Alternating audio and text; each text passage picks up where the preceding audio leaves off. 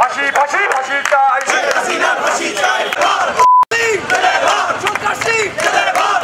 দেশকে একটা অস্থিতিশীল পরিবেশ তৈরি করার জন্য তাদের সর্বোচ্চ চেষ্টা চালিয়ে যাচ্ছে। আমরা আমাদের সর্বোচ্চ হিম্মত দিয়ে তাদেরকে প্রতিহত করার জন্য আমরা সর্বোচ্চ চেষ্টা করব।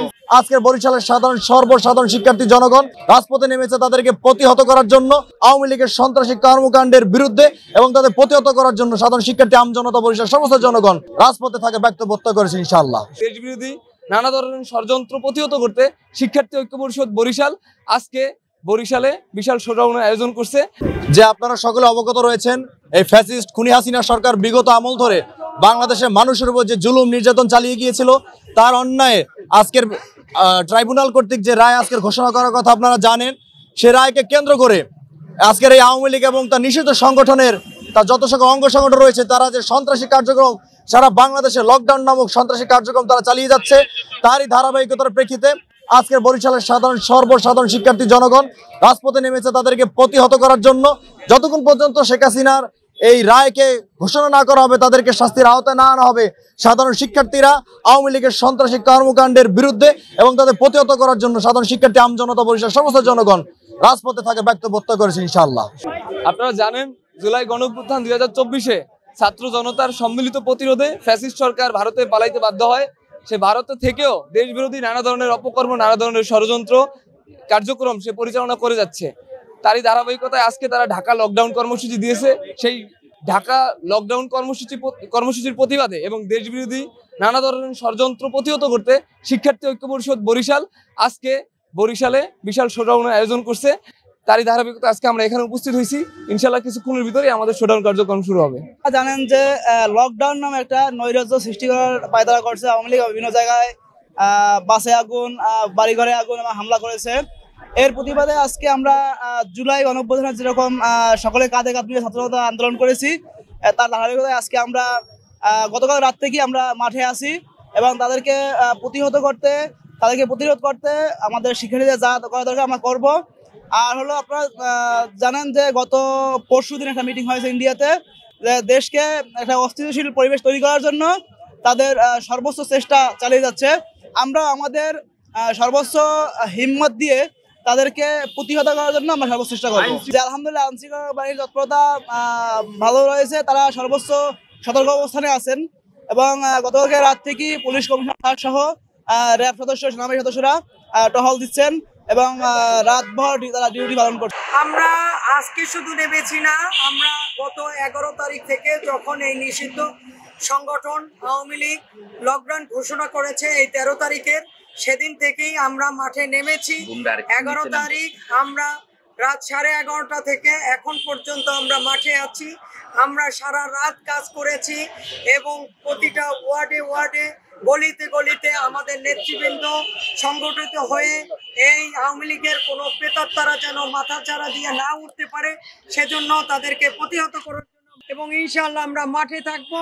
কোনো আওয়ামী লীগের প্রেতাত্মাদের এই বাংলাদেশ তথা এই বরিশালে আমরা উঠতে দেব না। যেখানে উঠবে সেখানে আমরা প্রতিরোধ গড়ে তুলবো ইনশাআল্লাহ। তারা এই যে গত 17 বছর এই ফ্যাসিস্ট আওয়ামী লীগ আমাদের উপর যে টর্চার করেছে, বাংলাদেশের মানুষকে জিম্মি করে বাংলাদেশকে একটি কারাগারে পরিণত করেছিল, কোনো মানুষ তাদের কবল থেকে বাঁচতে পারেনি। আপনারা জানেন হামলা, মামলা, জেল, জুলুমের শিকার হয়েছে, গুমের শিকার হয়েছে, অনেক ভাইরা আমাদের হারিয়ে গেছে, অনেক ভাইরা বোনেরা পঙ্গুত্ব জীবনযাপন করছে। তাই আমরা বলতে চাই এই নিষিদ্ধ ঘোষিত আওয়ামী লীগকে আর কখনো আমরা মাথাচাড়া দিয়ে উঠতে দেব না। আপনারা জানেন ওরা 13 তারিখ আজকে লকডাউন ঘোষণা করেছিল, আজকে লকডাউন ওদের ব্যর্থ হয়েছে। ওরা শুধু ডাকার জন্যই ডেকেছে, কিন্তু কোন বিদেশ থেকে না কোন জায়গা থেকে পালিয়ে তারা একটা প্রোগ্রাম ঘোষণা দিয়েছে।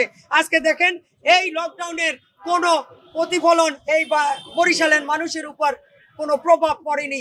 আপনারা জানেন আমরা মাঠে আছি, মাঠে থাকবো ইনশাআল্লাহ। জাতীয়তাবাদী দল এই মাঠে থাকবে, বরিশাল মহানগর বিএনপি মাঠে থাকবে, আমরা মাঠে আছি, রাজপথে থাকবো ইনশাআল্লাহ। শৃঙ্খলা বাহিনীর তৎপরতা রয়েছে, কাল রাত্রে আমাদের সাথে তারা ছিলেন, এর আগেও আমরা দেখেছি তারা মাঠে ছিলেন। আমরা যেরকম মহড়া দিয়েছি তারাও দেখেছি, তারাও মহড়া দিয়েছে। কালকে একটা ঘটনা ঘটেছিল, আমাদের সামনে কিছু ছেলে পেলে একটা ব্যানার নিয়ে চেষ্টা করেছিল। আমরা তাদেরকে ধরে পুলিশের হাতে দিয়েছি। এখন পুলিশ সেটাকে তাদের জিম্মায় দিয়েছি। এখন পুলিশ তারা কি করেছে আমরা জানি না, কিন্তু আমাদের রাতে এটা ঘটেছিল।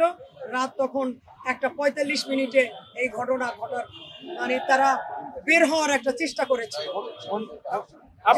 এই যে সারা বাংলাদেশে এই যে অগ্নিসংযোগ, মানুষের একটা আতঙ্কের ভিতরে আছে, আপনাদের দল দিয়ে আপনারা কি চিন্তা? আপনাদের আমরা এগুলো প্রতিহত করব।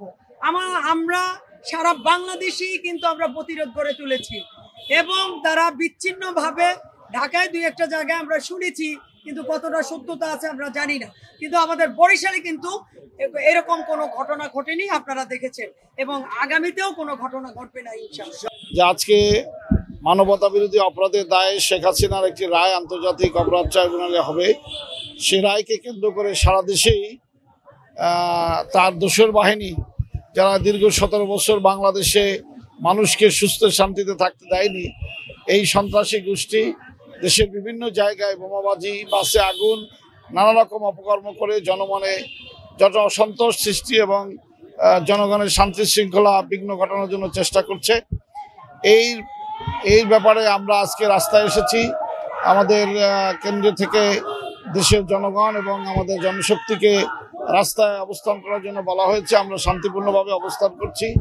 কোথাও কোনো শহরে যদি কোনো জায়গায় কোনো নৈরাজ্য সৃষ্টি করার চেষ্টা করা হয়, আমরা সর্বোচ্চ সতর্ক আছি এবং আমরা সেটা সার্বিকভাবে প্রতিহত করার জন্য প্রস্তুত আছি ইনশাআল্লাহ। আইন শৃঙ্খলা পরিস্থিতি অনেকটা স্বাভাবিক, তবে আমরা আইন শৃঙ্খলা বাহিনীর তৎপরতা আরো বেশি প্রত্যাশা করি।